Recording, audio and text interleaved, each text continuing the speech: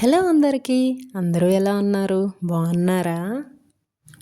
కొన్ని ఫుడ్స్ కడుపుని నింపుతాయి, కానీ బిర్యానీ హార్ట్ని నింపుతుంది. ఈ రోజుల్లో కేవలం ఒక రెసిపీ గురించి కాదు, ఇది ఒక బిర్యానీ కథ. మూత తీసిన వెంటనే వచ్చే ఆ అరోమా, అదే మ్యాజిక్. రైస్, మసాలా, మీట్ అన్నీ కలిసి ఒకే మాట చెప్తాయి, ఐ లవ్ బిర్యానీ. హరీబరీగా చేయలేం, టైం కావాలి, పేషెన్సీ కావాలి, ముఖ్యంగా రెస్పెక్ట్ కావాలి. లైఫ్ లాగా, రిలేషన్షిప్స్ లాగా ప్రతి లేయర్కి ఒక మీనింగ్ ఉంది. రైస్ అంటే ప్యూరిటీ, మసాలా అంటే స్ట్రెంగ్త్, దమ్ అంటే పేషెన్సీ. అందుకే బిర్యానీ కుక్ చేయరు, ఫీల్ చేస్తారు. ఇండియా అంతా బిర్యానీ మారుతుంది, స్టైల్ మారుతుంది, టేస్ట్ మారుతుంది, కానీ సోల్ ఒకటే. లెజెండరీ బిర్యానీ అనగానే మనం తప్పకుండా గుర్తు చేసేది హైదరాబాద్. ఇక్కడ బిర్యానీ ఫుడ్ కాదు, అది ఒక emotion. Friends meetups, family parties, పెళ్ళిళ్ళు, బర్త్డేస్, ఏ ఫంక్షన్ అన్నా మనకు మెయిన్ ఉండాల్సింది బిర్యానీ. అది లేనిదే మనకు పార్టీ ఫుల్ఫిల్ అవ్వదు కదా. సో అలాంటి బిర్యానీ అసలు ఎక్కడ పుట్టింది, దాని స్టోరీ ఏంటి తెలుసుకుందామా? రాజ్యసభ వంటగదిలో ఒక యువ వంటగాడు ఒక సమస్యను ఎదుర్కొన్నాడు. రాజు దూరదేశాల నుంచి వచ్చిన అతిథులను ఆహ్వానించబోతున్నాడు. మాటలు లేకుండానే తన గొప్పతనాన్ని చెప్పేలా రుచికరంగా, మనసుకు తృప్తినిచ్చే ఒక ప్రత్యేక వంటకం కావాలనుకున్నాడు. వంటగాడు తన వద్ద ఉన్న పదార్థాలను చూసి, పొలాల నుంచి వచ్చిన సువాసన గల బియ్యం, మార్కెట్ నుంచి తెచ్చిన మృదువైన మాంసం, పెరుగు, కుంకుమ పువ్వు, అలాగే ఎడారులు, సముద్రం దాటి వ్యాపారులు తెచ్చిన మసాలాలు అన్నిటినీ ఒకేసారి వండడం బదులు అతనికి ఒక ఆలోచన వచ్చింది. బియ్యాన్ని వేరుగా ఉడికించి గింజలు విడివిడిగా ఉండేలా చేశాడు. మాంసాన్ని మెల్లగా వండి మసాలాల రుచి అంతా అందులో కలిసేలా చేశాడు. తర్వాత వాటిని ఒక మందపాటి పాత్రలో పొరలుగా అమర్చాడు. ఆ పాత్ర మూతను పిండితో బాగా మూసి ఆవిరి బయటికి పోకుండా జాగ్రత్త పెట్టాడు. మెల్లని మంటపై ఆ పాత్రను ఉంచి వంటగది నిశ్శబ్దంగా మారింది. లోపల బియ్యం, మాంసం ఒకదానితో ఒకటి తమ కథలు పంచుకున్నాయి. మసాలా ఆవిరి కలిసింది, సువాసన సహనాన్ని కలిసింది. చివరికి మూత తెరిచినప్పుడు వంటగది మొత్తం మత్తెక్కించే వాసనతో నిండిపోయింది. బియ్యం తెలుపు బంగారు రంగులో మెరిశాయి. మాంసం ఎంతో మృదువుగా మారింది. ప్రతి ముద్ద సమతుల్యమైన రుచితో నిండింది. రాజు ఒకసారి రుచి చూశాడు, మళ్ళీ ఇంకోసారి చిరునవ్వుతో అన్నాడు, ఇది కేవలం ఆహారం కాదు, ఇది సమన్వయం. ఆ రోజు నుంచి బిర్యానీ ఒక వంటకం మాత్రమే కాదు, సమయం, శ్రద్ధ, అనేక సాధారణ పదార్థాలు కలిసినప్పుడు పుట్టే అద్భుతానికి ఇది ఒక వేడుకగా మారింది. ఇది కేవలం భోజనం కాదు, ఇది ఒక అద్భుతం. ఆ రోజు నుంచే ఆ వంటకానికి పేరు వచ్చింది బిర్యానీ అని. కాలక్రమేణా బిర్యానీ రాజభవనాల నుంచి ప్రజల ఇళ్లకు చేరింది. ప్రతి ప్రాంతం తమ తమ మసాలాలతో కొత్త రుచులు జోడించి అలా అలా బిర్యానీ దేశమంతా వ్యాపించింది. ప్రత్యేకంగా హైదరాబాద్లో బిర్యానీకి ఒక ప్రత్యేక గుర్తింపు ఉంది. అక్కడి దమ్ బిర్యానీ ప్రపంచ ప్రసిద్ధి పొందింది. ఇప్పుడు బిర్యానీ కేవలం ఒక వంటకం కాదు, పండగల్లో ఆనందం, పెళ్ళిళ్ళల్లో పంచుకునే ప్రేమ, స్నేహితుల మధ్య బంధం. ఒక ప్లేట్ బిర్యానీ, వందల ఏళ్ల చరిత్ర, వేల రుచుల కథలు. సో ఇదన్నమాట ఈ బిర్యానీ చరిత్ర. సో ఇప్పుడు నా బిర్యానీ స్టోరీకి వచ్చేద్దాం. అయితే నేను ఇప్పుడు దమ్ బిర్యానీ చేయట్లేదు, దొన్నె బిర్యానీని నా స్టైల్లో చేస్తున్నాను.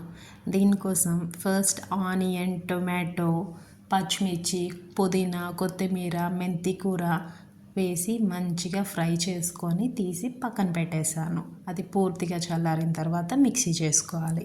నెక్స్ట్ ఇక్కడ అదే బాండీలో గీ అండ్ ఆయిల్ వేసి ఇలా చికెన్ని ఫ్రై చేసుకోవాలి.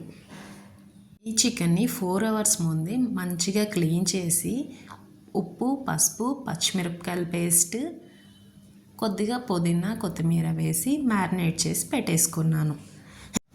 ఇప్పుడు ఈ ఆయిల్ అండ్ గీలో ఇలా బాగా రోస్ట్ చేసుకోవాలి. ముక్క ఎర్రబడే వరకు వేపుకోవాలి. అలా ముక్క ఎర్రబడే వరకు వేగితే పులావ్లో పీస్ చాలా టేస్టీగా ఉంటుంది. చూసారా, పింకిష్ కలర్ వచ్చింది. ఇలా మంచిగా రోస్ట్ చేసుకోవాలి. మధ్య మధ్యలో కలుపుకుంటూ వేపుకుంటూ ఉండాలి, లేదంటే అడుగంటే ఛాన్స్ ఉంటుంది. ఫ్లేమ్ కొంచెం మీడియం టు హై ఫ్లేమ్ ఉంటేనే బెస్ట్. ఇక్కడ చూసారా, ఇందాక ఫ్రై చేసి పెట్టుకున్నాం కదా పుదీనా కొత్తిమీర టొమాటో ఆనియన్ ఓల్ స్పైసెస్, అది పూర్తిగా చల్లారిన తర్వాత ఇలా మిక్సీ చేసుకోవాలి. చూసారా పేస్ట్ ఎంత మంచిగా ఉందో. ఇప్పుడు ఈ థిక్ పేస్ట్ని ఈ చికెన్ పీసెస్లో వేసుకోవాలి. చికెన్ పీసెస్ బాగా రెడ్గా రోస్ట్ అయిన తర్వాతనే ఈ మసాలాని యాడ్ చేసుకోవాలి. మసాలా యాడ్ చేసేసామనుకోండి ఉడకడం స్టార్ట్ అవుతుంది, తర్వాత పీసెస్ రోస్ట్ అవ్వవు. సో పీసెస్ ఫ్రై అయిన తర్వాత మసాలా యాడ్ చేసుకోవాలి. మసాలా అన్ని పీసెస్కి పట్టేలాగా మంచిగా కలుపుకోవాలి. ఇదేమో గరం మసాలా అండ్ చికెన్ మసాలా రెండు కలిపి ఇందులో వేసుకొని మళ్ళీ ఒకసారి అంతా కలిసేలాగా కలిపెట్టుకోవాలి. పీసెస్కి మంచిగా కోట్ అయిపోవాలి. చూసారా చికెన్ ఫ్రై లాగా ఉంది కదా, చూస్తుంటే ఆల్మోస్ట్ ఇలా ఫ్రై అయిపోవాలన్నమాట. తర్వాత పక్కనేమో నేను ఆల్రెడీ హాట్ వాటర్ బాయిల్ చేస్తూ ఉన్నాను. ఇందులో జీడిపప్పులు వేసి పెరుగు వేసి మిక్సీ పట్టేసుకున్నాను. ఇప్పుడు ముక్క మంచిగా ఫ్రై అయిన తర్వాత ఇందులో వేసి కలుపుకోవాలి. తర్వాత ఇది కూడా వేసేసుకొని బాగా కలిపేసుకోవాలి. చూసారా ఆల్మోస్ట్ కర్రీ రెడీ అయిపోయినట్లే ఉంది. గ్రేవీ ఎంత మంచిగా వచ్చిందో. కాజు పేస్ట్ అండ్ కర్డ్ వేస్తాం కదా, గ్రేవీ చాలా రిచ్గా ఉంటుంది. దీనికి మెయిన్ బెస్ట్ టేస్ట్ ఇచ్చేది ఈ సహీ బిర్యానీ మసాలా. ఇది మీరు ఏ బ్రాండ్ అయినా తీసుకోవచ్చు. ఈ సహీ బిర్యానీ మసాలా నెక్స్ట్ లెవెల్కి తీసుకెళ్తుంది బిర్యానీ టేస్ట్. ఇప్పుడు నానబెట్టుకున్న బియ్యం వేసేసుకొని మంచిగా కలిపేసుకోవాలి. ఇలా పీసెస్ ఎక్కువ రైస్ తక్కువ అంటే మనకు ముద్దకి ముక్క తగులుతూ భలే టేస్టీగా ఉంటుంది. జనరల్గా పీసెస్ ఎక్కువ రైస్ తక్కువ ఉంటేనే బిర్యానీ ఫ్లేవర్ఫుల్గా కూడా ఉంటుంది. ఇప్పుడు పక్కనేమో మనం వాటర్ని మంచిగా బాయిల్ చేసుకోవాలి. గ్లాస్కి 2 గ్లాసెస్ చొప్పున బాయిల్డ్ వాటర్ వేసేసుకోవాలి. ఇక్కడ నేను కొద్దిగా లెమన్ జ్యూస్ కూడా పిండుకున్నా. లెమన్ జ్యూస్ పిండితే మెతుకు పువ్వుగా వస్తుంది. చూసారా, ఇప్పుడు ఈ హాట్ వాటర్ ఇందులో వేసేసుకున్నాను. వేసి మంచిగా కలిపేసుకొని హై ఫ్లేమ్లో ఒక 10 మినిట్స్ పెట్టి తర్వాత లో ఫ్లేమ్లో దమ్కి ఒక ½ అన్ అవర్ పెట్టామంటే నా బిర్యానీ రెడీ అయిపోతుంది. ఈ స్టేజ్లో మనం దమ్ పెట్టేసేయాలి. చూసారా, ఇలా దమ్ పెట్టేయాలి. ఇదేమో గ్రీన్ చట్నీ. ఇది ఎలా చేస్తారంటే పచ్చిమిరపకాయలు చింతపండు ఉప్పు అంతే, ఈ 3 వేసి మంచిగా మిక్సీ కొట్టేయాలి. చింతపండు కొంచెం నానితే బాగుంటుంది. అబ్బా, నా బిర్యానీ రెడీ అయిపోయింది. అసలు ఎంత ఫ్లేవర్ వస్తుందంటే మా అపార్ట్మెంట్ మొత్తం వచ్చేస్తుంది. అంత మంచి ఫ్లేవర్ వస్తుంది. ఈ స్టేజ్లో 1 టేబుల్ స్పూన్ నెయ్యి వేసేసి లిడ్ క్లోజ్ చేసి ఒక 5 మినిట్స్ వదిలేసామంటే పర్ఫెక్ట్ బిర్యానీ రెడీ అయిపోతుంది. చూసారా, నా కోసమే బుల్లి పీస్ పైకి వచ్చింది. అది ఎలా వచ్చిందో కూడా నాకు తెలియదు. మేబీ నన్ను టేస్ట్ చేయని వచ్చినట్లుంది. ఇందులో కొద్దిగా గ్రీన్ చట్నీ వేసుకొని తింటే వావ్, మాటలు లేవు, అంత బాగుంది.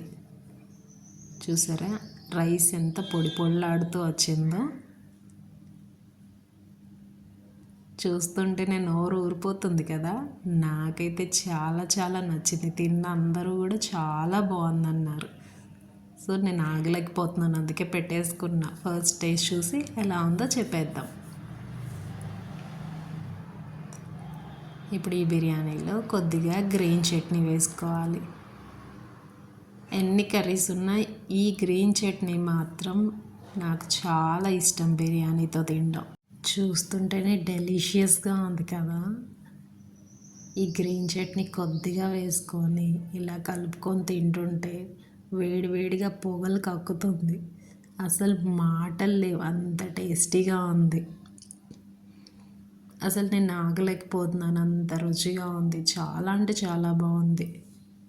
సో ఇదన్నమాట నా బిర్యానీ స్టోరీ.